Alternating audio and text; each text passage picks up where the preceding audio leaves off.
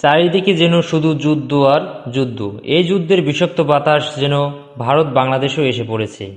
যে কোনো মুহূর্তে ভারত বাংলাদেশকে আক্রমণ করতে পারে।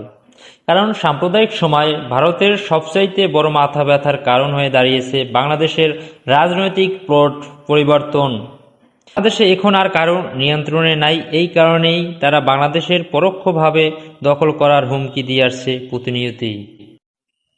যদিও এগুলো রাজনৈতিক বক্তব্য বলেই উড়িয়ে দেওয়া যায়, কিন্তু আসলে যদি ভারত এটা করে তাহলে কি পরিস্থিতি হবে বাংলাদেশের?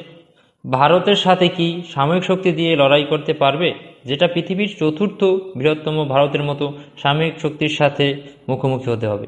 নাকি নতুন একটি গাজায় পরিণত হবে?